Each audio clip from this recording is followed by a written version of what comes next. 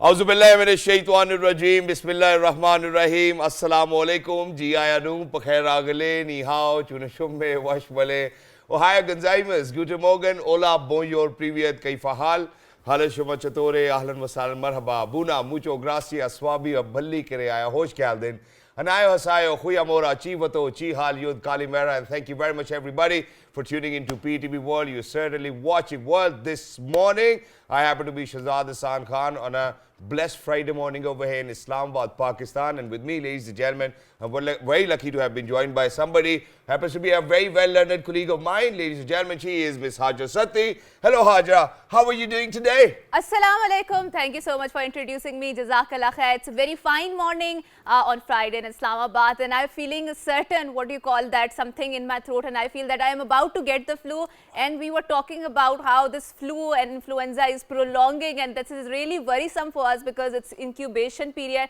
was before 3 to 4 days, but now it's extended to 10 to 15 days. And I think our immunity is also a bit compromised because of the COVID. But having said so, Shahzad, I do remember I was talking about belongingness and a sense of identity, and which is extremely tied to some topography or some visuals, and how when you visit that topography, it revives or gives you words to that very unambiguous feelings that you are having. So, and we talked about, so I talked about Quetta because I grew up in the Quetta, and I talked about Aptabad. Having said so, and we were having this conversation especially about a university. So, I visited my school after quite a long time, and there were so many memories that came reviving back. Some were very amazing and some were really dark because I hated, waking up early in the morning and going and attending that assemblies, and I really didn't like assemblies because number one, weather was extremely hot or extremely cold. And we had to stand in a very, disciplined position. Houses and fall-ins and fallout. Yes. And lot of time students were getting fined or something like that, reprimanded because they were not following very strict discipline. But I do feel that there was some wisdom, inherent wisdom in that, because I don't think so that we would be that disciplined if we didn't had the concept of assemblies. But when I came back to university... I disagree. Okay. Strongly. Okay. And there's a reason. So imagine that, for whatever version of ourselves we are today, it's because I truly give the 60 or 70% credit to my university. Okay. I would never give this credit to my school, because imagine, I thought that, standing in an assembly was just useless. What was the point? They obviously wanted to teach us discipline, but we were never the sort. So I think that what we really need to kind of talk about over here is giving those students that freedom to do whatever they want to do in order to achieve whatever they want to attain or achieve in their lives. Oh, okay, so I do remember that we had one principal. He was very strict, and the assembly time was really prolonged because he used to have speeches in English and Urdu, and then have quotes in English and Urdu, and then have translation, Quranic translation in English and Urdu. So it was a really long assembly time. And at that time, I do remember I hated standing there because obviously no one likes to listen to a thing because there's such a sweltering sun top of your head. But I do remember that there's certain verses or there's certain quotes that I still remember because of the speeches that I read. So, for example, I remember there was a speech about how the revolutionary leaders they are born because there's so much bloodshed, and after that, after so much prayers, there's this one leader that is born to save the mankind, and it was surrounding the qualities of the leadership of Quaid-e-Azam and Allama Iqbal. Wow. So such kind of things are still stuck to me because obviously we were listening to them very mindlessly, but obviously somewhere in the conscious they are still stuck. So moving on to our top stories, because our producer are saying, so Shahzad, why don't you take the lead? All right, so just with that, ladies and gentlemen, on the walls of my school, obviously there was Allama Iqbal's poetry, and the couplet was something like this. But before, ladies and gentlemen, Prime Minister Shahbaz Sharif has directed the Power Division to hold a departmental action after the findings of an inquiry report held responsible their human and technical error for the countrywide power breakdown on January 23rd. The Prime Minister gave the order as the inquiry report of the massive power breakdown was presented in the cabinet meeting. Wow, I think the people who are actually responsible should be held accountable as well. And thank you so much, Mr. Prime Minister, for doing so. Yes. So moving on, Finance Minister Ishaq Dar has said that the State Bank of Pakistan forex reserves have been increasing and are almost $1 billion higher than 4 weeks ago, despite making all external due payments on the time. In his tweet message, messages. Isagdar said anti-Pakistan elements are spreading malicious rumors that Pakistan may default, but this is not only completely false but also belie the facts. All right, well, that's wonderful. I mean, if our forex exchange is actually increasing, I think that's a good news for Pakistanis out there. Stop believing into whatever you've been listening to, ladies and gentlemen. Please make sure that you put in your research, put in that time, and kind of only believe on the authentic news which comes out there. And I think PTV is doing a wonderful job with that. Yes, and we have been very cautious and very particular about verifiable facts and not spreading misinformation, disinformation, fake news, which is really a challenge in this 21st century, and especially after the advent of social media, because we were talking about how it's a very democratic force, but then now the debate has turned into how it's very polarizing. So talking about universities and talking about our study life or academic life, I think we had a wonderful time studying in the universities. But having said so, a lot of Pakistani students, they aspire to go abroad, and they especially particularly focus on the countries that have English language, because obviously they're not facing language barriers. So we are very lucky that we have been joined by one of the very well esteemed guests, who happens to be the Vice Chancellor of the Essex University, UK. He happens to be Mr. Anthony Foster. Assalamu alaikum and welcome to our show. Thank you very much indeed. Delighted to be here. Thank you so much for joining us, and a very warm welcome from on behalf of all the Pakistanis. It's wonderful to have you over here in Pakistan, and that too, obviously, when we speak of Vice Chancellor, and that too of the highly esteemed university in the UK, it's wonderful for us. And I feel as of now that there are a lot more better opportunities for students who certainly want to study abroad and probably learn something and do something better in life. But sir, why are you in Pakistan? Well, this is the first time I've been in Pakistan. I've wanted to come for a number of years. COVID got in the way of me coming in 2020, so this is one of the very first trips that I've done since the restrictions have been lifted. And in looking at all the countries in the world, Pakistan was at the top of the list. We recruit 700 students into our university, one of the highest number of Pakistani students in a UK university. And we wanted to visit to give a little bit back, to see how we could use our expertise and our knowledge to work with partners in a variety of different ways in Pakistan, but also at the end of this week, tomorrow, to hold a graduation ceremony to say thank you to our amazing and wonderful graduates. And that's exactly something which I would want to kind of talk about, because, you know, for me, or according to my information, I think that Essex happens to be the first ever university to land over in Pakistan for a graduation ceremony for the students who belong from Pakistan. I think wonderful. A big round of applause first of all. Yes, that you've been, the university has been really caring, that the Vice Chancellor himself traveled all the way, came down and wanted to congratulate the students for the kind of efforts they put in making sure that their lives going to get better academically. But sir, now let's talk about that, you know, when we talk about that you're here for a graduation ceremony, let's talk a little about your university as well. And I would want you to shed light. I think it dates back from 1960s, if I'm not wrong. Yeah, that's absolutely right, Shazet. So the university was founded in 1964, nearly 60 years old. It's a university that's campus-based on 3 campuses. Wow. 3 campuses within an hour of London in the southeast of England, a university that is really equally committed to research and education. We care about our research, we perform really well in all of the assessments and the league tables, ranked in the top 10 for a number of disciplines, but we really care about our education, and we recognise that students are travelling from all over the world to be with us for 1, 2, 3 or 4 years, and we want to make sure that they get the very best experience, not only in the laboratory or the lecture theatre, but also what we describe as the student experience, the arts, the volunteering, the music, the sport, so that we're not just offering an Essex degree, but also an education for life.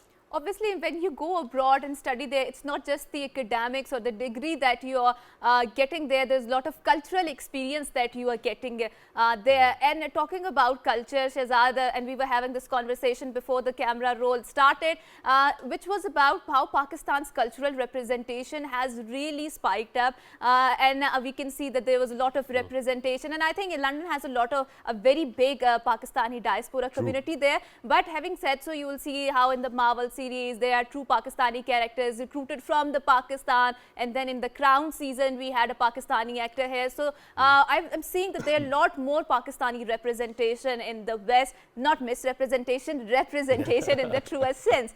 So let's talk about the cultural shock, right? A lot of students who go from here, they might experience cultural shock in the UK, in that society, and I think that shock can be mostly in the form of the changes in the climate, because we were talking about the sun, because sun is really eulogized in the Western societies because they do not get to see that much. But here in Pakistan, we get to see a 50-degree sweltering sun, so it's really, really hot here. So they might get depression because of the very cold winter. So how do you make sure that your students who are recruited from Pakistan, they're not experiencing cultural shock or adapting to that change? This is a really good point. So the University of Essex is ranked 24th in the world for the proportion of international students and staff that we have. We say at Essex, you really can find the world in one place. So we're very, very sensitive to the fact that many of our students, and indeed our staff, are travelling from all over the world to be in one of our campuses. And we want to be really sensitive to that. And it really covers the full range from the climate. At Essex, we're one of the driest counties in England, so there's very little rain. That's good. The winters are relatively mild, and in general, the summers are relatively warm, but nothing like you experience in terms of the heat in Pakistan. The food is an issue. We understand that. So we've really thought through offering halal food. We've opened up street markets, street food, to make sure that we're offering a full range of different cuisines. And interestingly, the British students are absolutely crazy about the international food, particularly from this region of the world. And then finally, we recognise, religion plays an important cultural and philosophical role in people's lives, and really making sure that we're sympathetic to that matters enormously. So those are the types of things that we're doing to be very sensitive to the fact that people are travelling from a very long way and in a very different sort of environment, and recognising how we can support them. And that's literally very caring from a university's point of view as well, for all of those people traveling from different parts of the world to kind of come into one campus. And having said so, Hajra, whenever the sun comes out over there, it's scorching heat because of the fact that there's no pollution. The sky is clear. So even if it's like 20 degrees centigrade, you still feel the sun so much that you might not have even felt over here in Pakistan. That's me telling you because I've experienced it myself. But now, sir, in addition to that, obviously there are newer disciplines coming up. People are talking about artificial intelligence, international relations, and those multi-disciplines which are coming out, for the people to kind of study. We certainly have a very few options over here inside Pakistan. So for people who are actually looking forward to such variety of disciplines, what do you think that Essex offers when we are to talk about the new disciplines the world is moving on to? Shazad, you put your finger on something that's really important, having disciplines and degree programs that are preparing students for the world that they find now and will be working in maybe for the next 20, 30, 40 years. So we've got a very strong interdisciplinary approach at Essex, and we've really picked up on some of the very hot topics: law, human rights, particularly artificial intelligence, machine learning, data analytics, data science, psychology. So those are the subjects that really matter to us, and we're offering new courses and developing them very rapidly, working with business partners to make sure that we're creating graduates who are job ready, and will be in very high demand once they graduate. And that's something that we think is exciting and very distinctive for Essex. And that obviously makes you the #1 university in the UK for the knowledge transfer. Right? Wow, that's wonderful. Wonderful. So I think a few days ago we were having this conversation, especially regarding the books, that how they're facing this crisis of relevance. And a lot of people are predicting the death of the book. Obviously, I do not believe in that because I am an avid book reader. It may have been, relegated to the margins or the fringes, but it's never going to move away. But having said so, we talked about how book has adopted. So there's the e-books there, and there are free books coming up. So talking about the online culture, obviously after the COVID, a lot of universities, lot of businesses, they have adopted these changes of the online learning or the online interactions, right? So what does the Essex offer in that terms? Because obviously we are living in a third world country, and the dollar is skyrocketing here, and sometimes it becomes really unaffordable to live in the London. So for people who are aspiring to get a degree, can they have, degree here sitting in Pakistan through online courses? So we've got a two-pronged approach. Firstly, we have an online degree program, University of Essex Online, with a really wide range of courses. Fully online, can be taken anywhere in the world, and one of the very best online degree programs that the United Kingdom offers. But on our Colchester, Loughton and Southend campuses, we really want to offer a face-to-face experience. We recognise that actually that's what our students are telling us they want. They want to be taught by the leading researchers in the laboratory or the lecture theatre. They want to meet up and have classes and conversations in person. So we've really tried to combine the best of the face-to-face with some online learning developments that have taken place over the last 3 years. So we have all of our books and our reading lists are now online. You don't need to go to the library if you don't want to. We're supplementing some large lectures now with a flipped classroom so that actually you can look online at the lecture and then you spend the real time with the lecturer actually talking through the issues that you might be interested in, problems that you're having, or issues of particular interest. And at Essex, we think that's really distinctive, to hold on to the very best of the in-person, but to enhance it and supplement it with some of the best technology that has been developed over the last 3 or 4 years. And it's wonderful, which actually makes me ask that, when we have people from 150 or more nationalities coming to the same university to learn and study, how do you make sure that there's quality control when we talk in terms of the lecturers or the professors who are going to come over there? Because obviously they come from different walks of life, in different countries, different lives, different mindset. So how do you make sure that everybody is going to impart knowledge which actually kind of reflects the very image of Essex University or the legacy of the university? That's a good point. So very strong quality control across the university, making sure each year that we're getting feedback from as many sources as possible. And talking to businesses and getting their viewpoint as to the content of the courses and the graduates we're producing. But I think above all, really listening to the students. Students at Essex are not shy in coming forward and saying, this worked really well, keep going with that. That was difficult. Could you think about how you explain that better? Or you're missing on a particular component of a course and adding new dimensions to it. So I think at the heart of the Essex experience is this really strong student focus. And students everywhere, I believe, are not shy anymore. There was a time, when me and Haja were students, we were very shy and we shouldn't have been. But now, there's... What do you mean by there was a time? I'm still very young. there's Talk about yourself. Okay, I'll talk about myself. But there's one more aspect to it. And that is that, so... Inshallah, I'm set to fly for the UK on the 20th of this month. And so imagine, I had a chunk of money which I saved for myself that, okay, I'll be going, but the pound is at 330 rupees. So it only leaves me around with somewhat around, I'm not going to give away the actual figure, but 3,000 pounds or 4,000 pounds. So obviously it obviously is a problem for Pakistani students to, at times, to manage the exchange rates and then the fee of the university. So how does the university help people who might not come from a very privileged background? Are there any scholarships for people that they can apply for? Any prerequisites for those scholarships? So really good point. So we have a really broad range of scholarships to recognise that we want to have a sort of pocket-friendly offer to students. There's a cost of living crisis at the moment in the United Kingdom, so there's a whole range of things that we are doing for our students, offering a hot meal for £2 a day, trying to reduce as many charges as possible for access to sports, music, volunteering, the arts, to make sure that we've got a very strong students' hardship fund, so that if people find themselves in difficulty, they can make a request to the hardship fund so that we can support them. And we've tried to make sure that we're keeping the cost of our student accommodation as low as we possibly can do. And at Essex, for all of our students, if they come from overseas, we can offer accommodation for 3 years. And that means there's absolute certainty in terms of the budget, how much you spend on your accommodation, and then how we can support the students in the rest of their... if I can get my accommodation for free, I think I'll save a lot of money. But I'm not a student.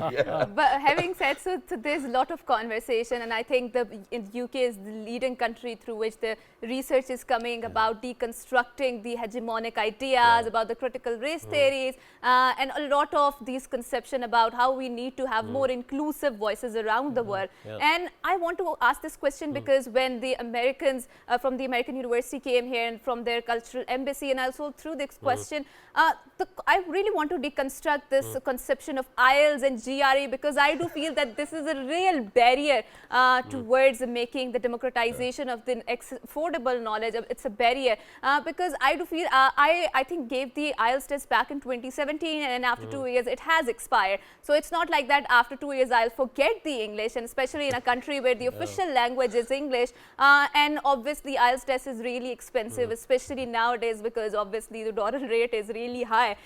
So why do we have the IELTS in the first place? And if the countries on which the language is, official language is English, I think that this condition should be waived off. No, what do you think about it? Now the majority speaks, right? Yeah, So well, I think you've got a good point. I mean, from a UK university point of view, we need to be confident that both the oral skills and the written skills are of the appropriate level for a student really to be able to succeed in this environment. And I absolutely take your point, as having English as the official language really helps. That's a fantastic start. But it doesn't guarantee that every student has got really great oral skills and really great written skills. So the challenge is, how do we create a system, a structure where we can actually be confident of that? And maybe IELTS could be reformed, maybe there's other ways of doing it, but ultimately it's about fairness to the students who are investing a really significant amount of money to make sure that they can get absolutely the best experience from. And that's the But quality why control. does it get expired after 2 years? I mean, I have a problem with that, because I don't think so. Your English You might expires forget, after 2 years. I mean, I have to pay so much money to make sure that I'm not forgetting. So I'll not forget. Because they think that you might forget. You know? Yeah, I'm sympathetic to that point. Thank you so much. Thank you That's so a much. really good point. So let's talk about what sort of professional programs that you are offering, and if you want to polish the skills of the professional people like me and Sharat, if they want to polish our skills in a professional category. So are there programs in the Essex University? Yeah, there are. I mean, the first thing I would say, and I know it relates to you, actually getting a master's degree on top of, in addition to an undergraduate degree, is a fantastic way of differentiating yourself in the marketplace and being job ready. So that's the first point. Yes. But we also run a really significant range of continued professional development, top-up courses in a variety of different ways. We've got courses that are running in human rights, in international law, in analytics, artificial intelligence, business analytics. So a full range of courses, often running over the summer at the University of Essex, short courses, bite-sized courses, some of them accredited, some of them don't need to be, and that's really a way of saying to our busy business professionals, come to Essex, we've got some experience, it'll help top up your experience without a significant investment of time, and doing it in a way that's financially, supportive of. Yeah, exactly. And you know, that's a wonderful question, Haja, which you posed, because at times, you know, professionals over here do face these challenges as well, that, you know, they certainly want to do better in life, want to learn more, but then obviously it's time consuming and it's a burden on the pocket. But now, so very quickly, because I believe that tomorrow the graduation ceremony is going to take place. Two of the Pakistani students will be awarded with the Vice Chancellor Award, number one. Number two, you've been in talks with universities over here in Islamabad. You went to Air University, you went to Barrier University. What were the outcomes? So first the Vice Chancellor Award, and then the top parts of universities in Pakistan. Thanks. So we have wonderful graduates in Pakistan and in very senior roles. We wanted to choose two of our graduates who've done amazing things. So the first is Nazira Habib, who's run the Society for Education, done amazing thing for women's rights, for children, for thinking about healthy eating, and really an exemplar of somebody who's gone out into the world and made an absolutely fantastic difference. And the second is partnerships. Well, let me say, second Vice Chancellor's Award, Nazruddin Mirza, who's done some fantastic stuff around championing cultural heritage, but in particular, the cultural heritage of Pakistan. And we really want to recognise the amazing work that he has done in really championing something that's important. So these are very special awards, and really we picked our brightest and best graduates and say, look how amazing these two are. You know, this is something that we're very proud of. And the gentleman's been a part of the Information Ministry as well, and PTV actually comes under the umbrella of Information Ministry. So if you're watching out there, congratulations. Your Vice Chancellor is over here as well. Really and now very quickly coming down towards the partnership aspect of Essex, where you went to Air University, that happened happens to be my yeah. university. Uh-huh. You went to Bury University. Where How I'm was teaching. it? Yes. So fantastic. So we recruit really well from Pakistan, and in part that's why I'm here, because we want to develop some long-term university to university relationships, not just to recruit amazing students, but to see how we can work in partnership, not just on education with joint degrees, but also in research areas, particularly some of the areas that we've been talking around, AI, business analytics, data science, and those are the conversations that we've been having. How can we build joint research centres, how we can build research partnerships, and really think about the 5, 10, 20-year view about what a really amazing partnership looks like. And with different universities, we've been having conversations about different specialisms so that we Transfer can of actually... credits. Yeah, all of that. And it will be really exciting for us, really open, really supportive. And I've been blown away by how friendly people are. And I said to you a little bit earlier, this is my first visit.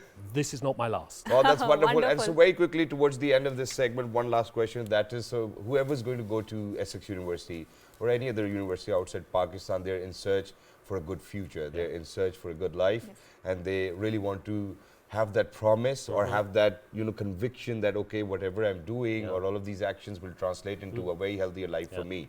How do you think that at Essex, as a Vice Chancellor, you make sure that you're going to bridge the gap in between the academia and the job market, and how beneficial it has been for students from all other nationalities in England? So this is a really important issue. And most of our graduates are not going into universities to teach or research. They're going into the world of work. And from day one, when they come to the University of Essex, we want to prepare people for the world of work. We have an innovation centre where we're supporting students with startup ideas. We're offering internships and placements with businesses that work on our business and science park. The university itself is employing our undergraduate and postgraduate students whilst they're students at the university. And then, of course, there's the post-study work visa, 2 years, able to stay in the United Kingdom once you've graduated. That's a fantastic offer. That's wonderful. Thank you very Thank much, you so Mr. much. Vice Chancellor, for being with us. Lovely to be in conversation with you. And while you're here, please make sure that you try biryani, mutton, tikka, sheikh kebab, jalebi, gulab jamun. These are the delicacies we have to offer to our guests as well. Thank you very much once again for coming down and valuing Pakistani students who went to Essex University as well. Congratulations to you too, and congratulations to Pakistan, ladies and gentlemen. That was the knock of an opportunity for all of you people out there in 46 different countries, because we're not only talking about Pakistan. We go out in 46 different countries. If you want to have a great future, please make sure that you look for a university of such a stat, where we were talking about the University of Essex in UK. Ladies and gentlemen, we're heading out towards a short break. Don't go anywhere, because when we come back, obviously we have something in relation and in perspective of how Friday needs to be. Good morning.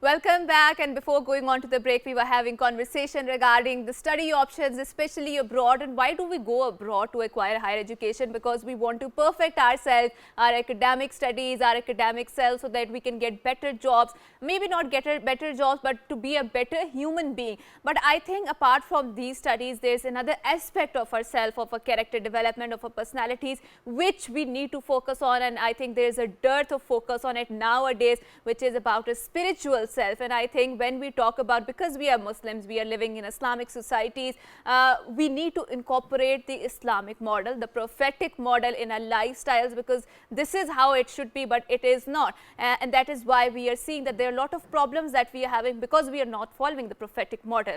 So my worthy fellow, worthy co-host over here, Shehzad, was mentioning about how impressive Qatar's FIFA World Cup ceremony was, because they incorporated the Islamic framework in their opening ceremony. There were verses which were extremely powerful and very emotive in their own right, that evoked so much, I think, relevance, that evoked so much, because we as a Muslim, we were really proud to see our representation there, and I think there are so many billions of Muslims across the world, that when we see such sort of society, such sort of representation, we feel really proud. Not just that, Qatar, I think, is doing a wonderful job, especially in terms of Al Jazeera, because Al Jazeera is always incorporating implementing the Islamic framework in their reporting, and that is why Al Jazeera has a huge broad base. And Hajar, over here, I would like to add, and in addition to that, so imagine, because I came across that video where people went while they were visiting to go witness a match in the FIFA World Cup in Qatar. So what happened was that they had these barcodes, on different tablets, and it actually said under the barcode, to understand our religion better, please scan this barcode. And as soon as they would scan that barcode, there would be Quran translation, there would be a hadith from Prophet Muhammad sallallahu alaihi wasallam, life of Prophet Muhammad sallallahu alaihi wasallam, and there were a lot of people which converted to the religion Islam. And most of the time that the West, when it propagates religious. Or they were neutralized probably if they were speaking extremely against Islam, right? And obviously, the West would obviously propagate, religious extremism and whatnot. And it's only because of the fact that they really haven't studied our religion. And it is our responsibility to make sure that we make those concerted efforts where people could understand it better. How do we do that is something which we are discussing. We have multiple ideas to share with all of you people who are out there, so that we let the world know that what our Allah is actually saying to us, and what are we supposed to do in order to kind of make sure that Allah is always agree with us, and Allah continues His blessings upon us as well. And to kind of talk about that, ladies and gentlemen, we're very lucky that we've been joined by the most decorated scholar of all times, and he is Mr. Imran Sandhu. Hello sir, Assalamu alaikum, good morning, how are you? Assalamu alaikum wa rahmatullah. Alhamdulillah, I'm good. Alhamdulillah. Thank you so much for joining us. And obviously, since it's Friday, ladies and gentlemen, so every Friday we do have an Athwa over here joining us as well. So Aja, why don't you do the honors? Okay, so we have a Qari Muhammad Farooq, happens to be in Nathwan. Assalamu alaikum. Thank you so much for coming to us. Thank you so much, sir, for joining us. So, okay, starting our conversation. So Shazar talked about it, and I think I'm doing a research on Islamophobia, so I'm constantly interacting with such sort of material. So Shazar, there was a very pertinent point about how we see that there's so many Muslim apologists who are saying that Islam is not like that, Islam is not like that. But I do feel that we need to make sure that prophetic model stands for itself, and we see guidance from that model, right? So for example, when we talk about racism, I mean, there's a lot of this conversation regarding Islam, that Islam didn't abolish slavery. But having said so, what was the conception of slavery before the Islam came in the pre-Islamic Arabian society, which was a Jahiliya period, right? There was so many jahalat in that. But how Islam changed that conception? Look at the maqam of Hazrat Bilal in Islam. Yes, I was about to say that. Yes, Holy Prophet Hazrat Muhammad sallallahu alaihi wasallam said that he heard Hazrat Bilal's footstep before his footstep, right? And that is a huge maqam that anyone could get. So it was the first ever muazzin, for all of us as well. So with that, let's move on to sir over here. So sir, now in order to make sure that people have a better understanding of our religion, what do you think we need to do? Nahmaduhu wa nusalli wa nusallimu ala rasulil kareem. Bismillah ar-Rahman ar-Rahim. One of the good news that I would like to share is that now we are, in order to make people understand the essence of Islam and the essence of morality in Islam, alhamdulillah, the National Curriculum Council of Pakistan, under the law, is now it's compulsory to, according to an act passed in 2007 by the Act of the Parliament, that we have to make sure that the children of Pakistan are taught Quran in letter and in spirit. So it is an act in 2007 that was passed by the then government of PMLN, and that was a commendable act that they did.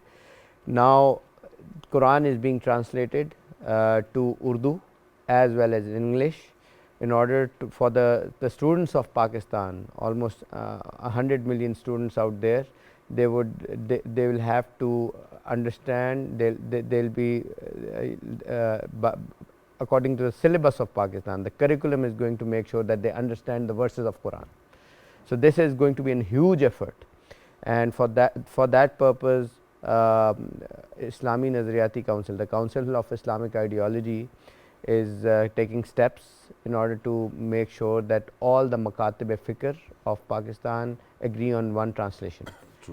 In English as well in Urdu. Okay. So now the question is, what does why it is necessary, as I'll try to answer this question now. Why is it necessary for us to understand the prophetic model as told, as you know, expressed by Hajra? The prophetic model actually tells us how to make this humanity come together on the purpose of the life. And you know, you've seen World War I, you have seen World War II, we have seen so many wars going around. The only true solution in order to attain peace is mentioned in Quran. True. The Quranic principles tells us how the state should work, how the people should work, how the people should interact with each other. The only thing that will make sure that people work together with adhesiveness is the glue is the morality. True. Okay. The glue for human being is morality, and Quran actually is not a book of science. It is not a book of, although it tells us you. Yeah. it tells us scientific facts way before the scientific progress has come on. True. This is one of the miracles of Quran. But the true essence of the Quran is to tell human beings how to behave with each other, how to live together with each other. It's a complete lifestyle, sir. Yeah. And you know, when we speak about the prophetic model, obviously that's what we are trying to share with people, that, you know, it teaches you, you know, how to sleep, how to get up, what to eat, what not to eat, and everything. But now, sir, my motive over here is, and this is something which I've always wished for, that I actually wanted to narrate a translation of all of the 30 paras, alhamdulillah, and may Allah make me successful in this. I have, you know, kind of put this wish of mine in front of you too.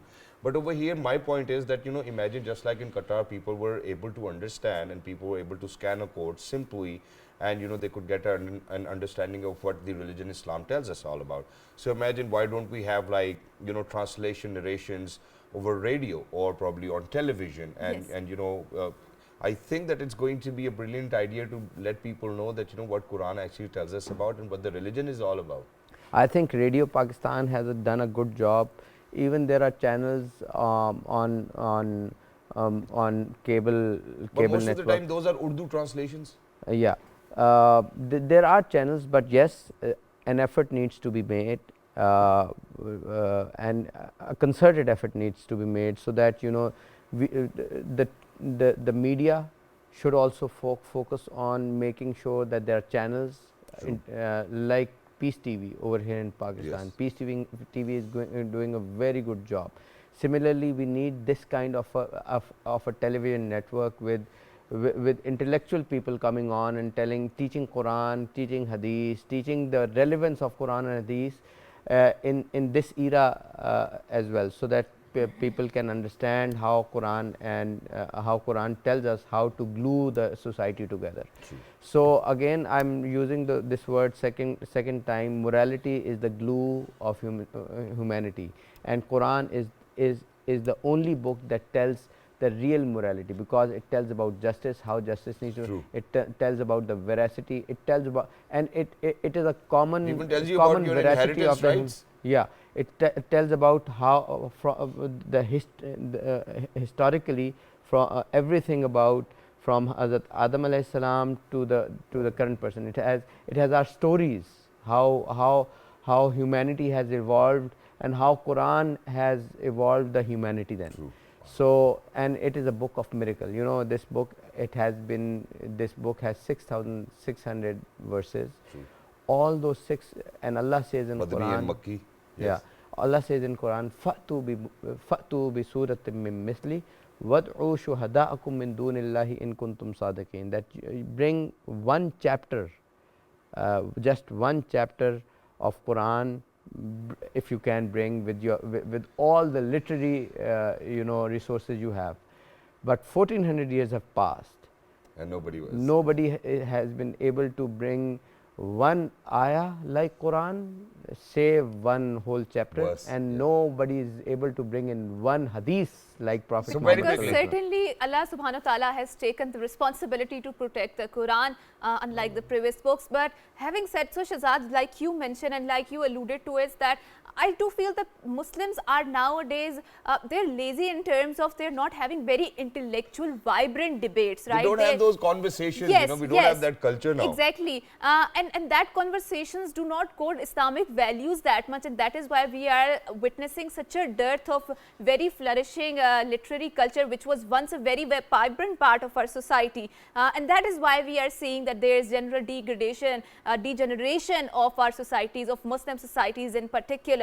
So for example, when West is talking about how to tackle racism, I think there is a very commendable prophetic model which has smashed the racism in Islam, and Muslims were having these conversations 1400 years ago, which the West is now having, and we do not talk that much about it, right? That is because we are afraid of having those of Exactly, debates. and imagine, you know, which is why, you know, we gave an example of Hazrat Bilal Habshi over here as well, you know, happens to be the first ever muezzin for our religion. Exactly. And Actually, Surah Asr talks about it, and Prophet Muhammad sallallahu alaihi Sallallahu wasallam alaihi wasallam. that there's black has no precedence over the white. Yes. The only thing Siwai that is, taqwa yeah, the only thing that gives you priority in the eyes of Allah is how God conscious you are, how muttaqi you are. And similarly, Surah Asr tells us, wal asr innal insana lafi khusr illa allazina amanu wa amilu salihat wa tawasaw bil haqq wa tawasaw bis sabr. There are 4 parameters of human success, humanity being successful. Patience. Number 1 is iman, faith in Allah. Number 2 is good actions and deeds. Number 3 is watawasaw bil haqq, watawasaw bis sabr, talking about the righteousness and then being patient over it. exactly. So Right. thank you very much, Thank you Sandhu so Sahab, much. for being with us.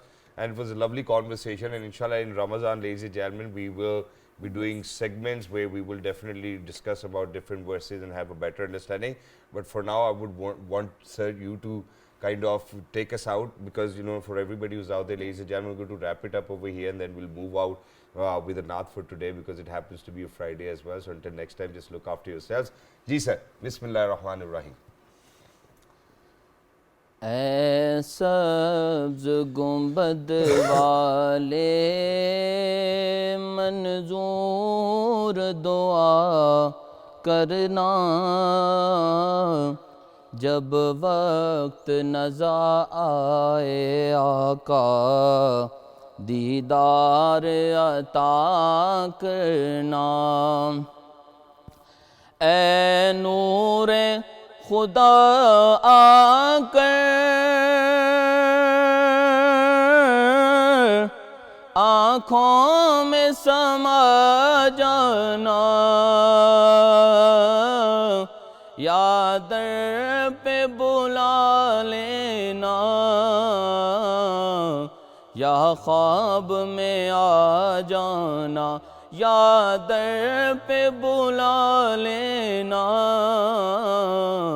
یا خواب میں آ جانا، اے پردہ نشیں دل کے پردے میں رہا کرنا، جب وقت نظر آئے آقا دیدار عطا کرنا، اور میں قبر اندھیری میں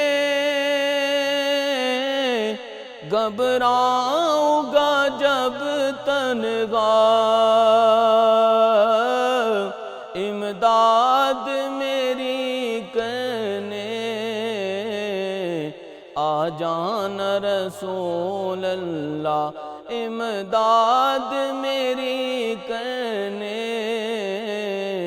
آ جانا رسول اللہ، روشن میری تربت کو للہ ذرا کرنا، جب وقت نظر آئے آقا دیدار عطا کرنا۔